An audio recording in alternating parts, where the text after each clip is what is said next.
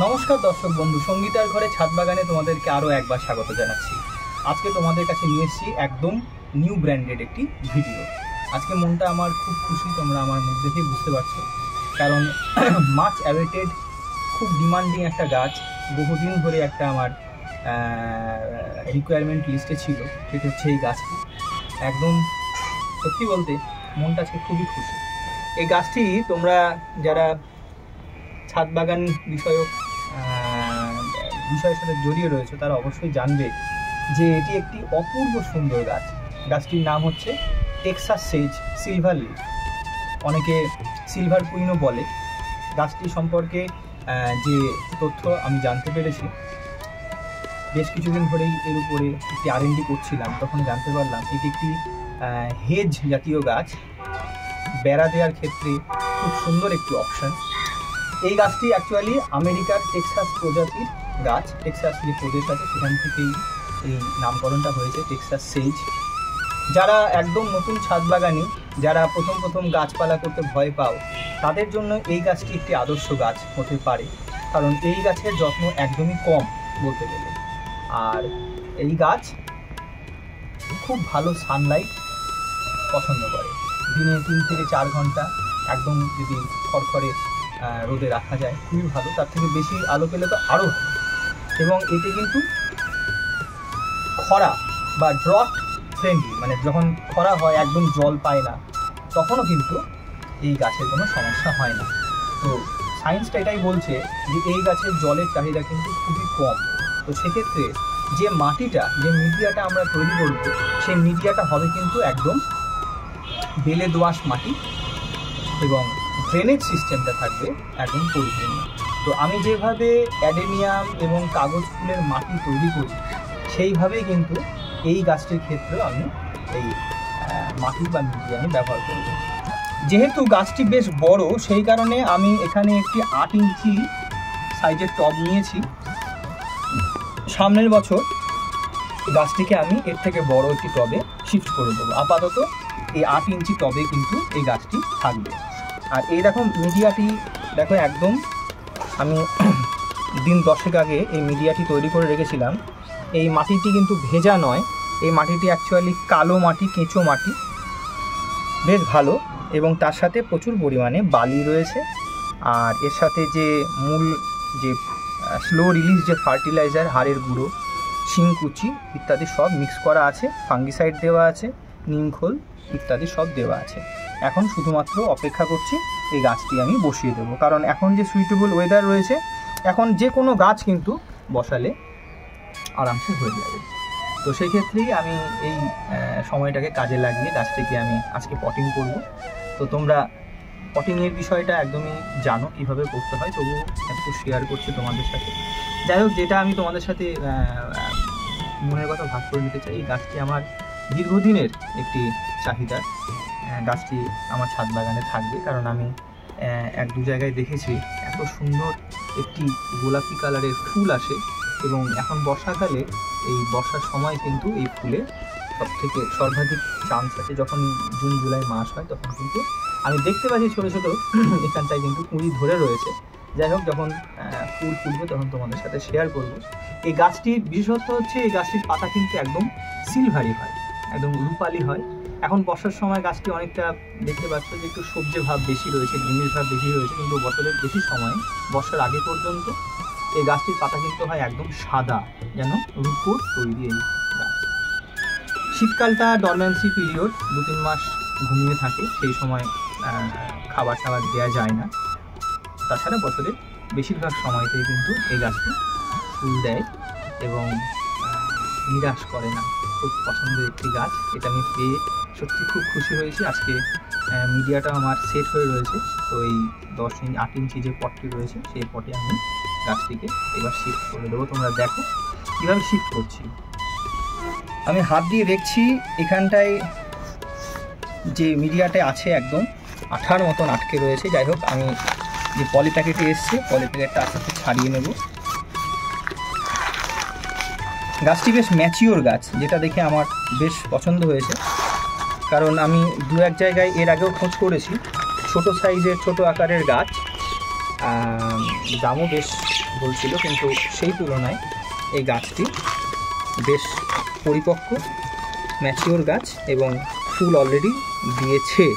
কারণ আমি দেখতে পাচ্ছি, তোমরা খেয়াল করো, এখানে বেশ কয়েকটি কিন্তু এই দেখো ফুল ফুটেছিল, এই দেখো ফুল কিন্তু অলরেডি ধরেছিল। এবং এছাড়াও কিন্তু গাছে বেশ কয়েক জায়গায় দেখো ফুলের কুঁড়ি কিন্তু তোমরা দেখতে পাচ্ছ, এই দেখো। আশা করি দীর্ঘদিন অপেক্ষা করতে হবে না ফুলের জন্য। যাই হোক, গাছটিকে আমি এখনই পটিং করব, যেহেতু রিসেন্টলি এসছে গাছটি, আমি গাছটির সাথে একটু ট্রিটমেন্ট করব। তো প্রথমেই দেখাই ফিল্টারিংয়ের যে বিষয়টি। এখানে রয়েছে আমার বেশ কিছু এই দেখো খোলামকুচি। আমি যে বড় যে এখানটায় গর্তটি রয়েছে, সেই গর্তটি আমি বন্ধ করে দিলাম এই খোলামকুচি দিয়ে। এর পাশাপাশি আমি বেশ কিছু খোলামকুচি এখানটায় দিলাম, যাতে এগুলো দেওয়ার কারণ হচ্ছে যত ভালোভাবে ফিল্টারিংটা করবে, গাছের কিন্তু গোড়া পচা রোগ থেকে কিন্তু তোমরা একদম পরিষ্কার পরিচ্ছন্ন থাকবে। আমার এই টবে বেশ কয়েকটি হোল করা আছে।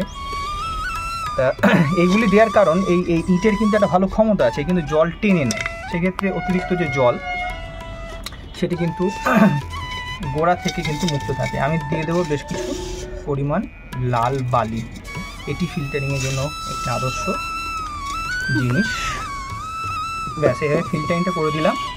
এবার আমার এই যে মাটিটা রয়েছে, এই মাটিটা দিয়ে আমি আস্তে আস্তে ফিল করে দেবো। যাক, এই জিনিসটাকে আমি একটু ছাড়িয়ে নেব। ছাড়ানোর আগে একটা পদ্ধতি আমি করব। এই জায়গাটি একটু বেশি হার্ড, তাই এটিকে আমি একটি সলিউশনের মধ্যে বেশ কিছুক্ষণ চুবিয়ে রেখে এই জায়গাটাকে পরিষ্কার নরম করে তারপরে আমি এখানে পটিং করব। কী কী দিচ্ছি সেটা দেখো।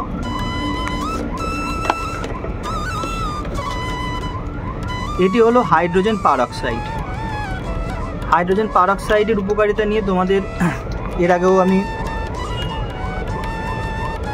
মেসেজ শেয়ার করেছি। 1.5 ছিপি মতন আমি হাইড্রোজেন পারঅক্সাইড এই সলিউশনে দেব। এটি গাছের যে গোড়ার স্ট্রেস সেটি কমাতে সাহায্য করে। এর পাশাপাশি আমি দেব অল্প পরিমাণে হিউমিক অ্যাসিড।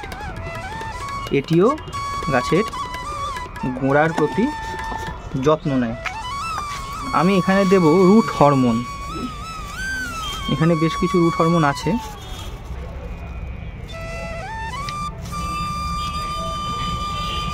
এক থেকে 1.5 গ্রাম মতন আমি রুট হরমোন দিয়ে দেব, যেটা রুট মিন পাউডার, যে কোনো বাজারে অ্যাভেলেবেল। আর দেব অবশ্যই একটু ফাঙ্গিসাইড। ব্যাস, এই সলিউশনে আমি গাছটির গোড়া মিনিট 10 মতন ভিজিয়ে রাখবো। গাছটি যখন নরম হয়ে যাবে গোড়াটা, তারপরে আমি এইবার আমি গাছটিকে এইভাবে বসিয়ে দিলাম। ব্যাস,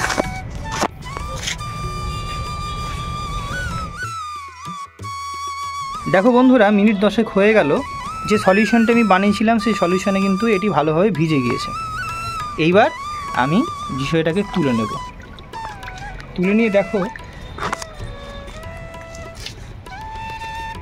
আমি আস্তে আস্তে এই যে শক্ত দেখেছো কেমন ছেড়ে যাচ্ছে এখন, আর যে রুটগুলো একদম আঠার মতন আটকে ছিল, এবার কিন্তু নতুন পরিবেশে এসে ও কিন্তু নিজের শেকড় এবার আস্তে আস্তে ছড়াতে পারবে। আমি অল্প অল্প করে রুট প্রুনিংটা করে দিচ্ছি।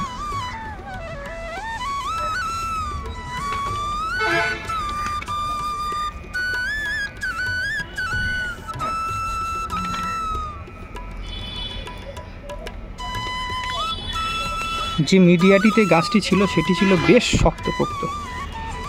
ওরকম থাকলে কিন্তু গাছের পক্ষে মুশকিল। তাই আমি একটু ভিজিয়ে নিলাম সলিউশনে। এরপরে আস্তে আস্তে হাত দিয়ে মাটির যে দলাগুলি সেটা আমি ছাড়িয়ে নিচ্ছি, যাতে শেকড়গুলি নতুন মাটির সাথে খুব সহজেই মিশে যেতে পারে।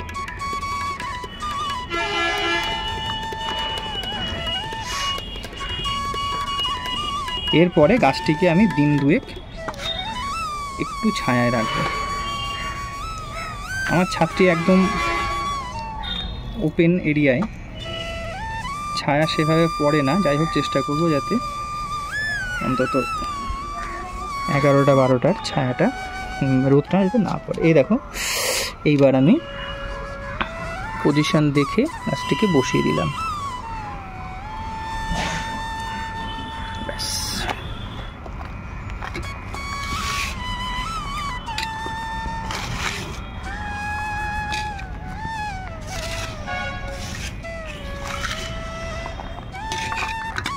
দেখো বন্ধুরা, আমি ইঞ্চি 2 মতন জায়গা ছেড়ে রেখেছি। মাটিটি আরও বসবে। এর পরবর্তীতে মাসখানেক পরে আমি আবার খাবার দিয়ে এই জায়গাটিকে কিছুটা ফিল করব। এখন যে সলিউশনে গাছটিকে আমি রেখেছিলাম মিনিট 10-এ, সেই সলিউশনের জলটাই কিন্তু গোড়ায় ভালো করে দিয়ে এই একটু সেমি শেড এলাকায় রেখে দেব দিন 2-3 এইভাবে। তো এভাবেই আমি গাছটিকে নতুন টবে তার ঠিকানা বদলে দিলাম। তোমরা প্রার্থনা করো যাতে গাছটিকে আমি ভালোভাবে বড় করে উঠতে পারি, এবং গাছটিকে নিয়ে আমার একটা বিশেষ পরিকল্পনা রয়েছে। যেহেতু এটি একটি হেজ গোত্রীয় গাছ, এটিকে আমি একটি বল আকার দিতে চাইব। তাহলে যখন ফুল আসবে, গাছ ভরে ফুল আসবে।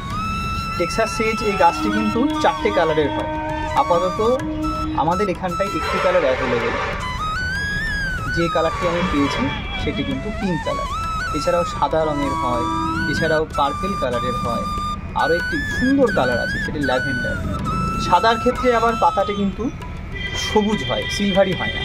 যাই হোক, ভবিষ্যতে যদি সেই গাছ আমাদের এলাকায় অ্যাভেলেবেল হয়, সেই গাছই কিন্তু আমার একটা সুন্দর তালিকায় চলে আসবে।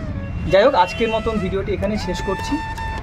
সঙ্গীতা ঘরের ছাদ বাগানে তোমাদেরকে অনেক ভালোবাসা এবং শুভেচ্ছা জানিয়ে আজকের ভিডিওটা শেষ করছি।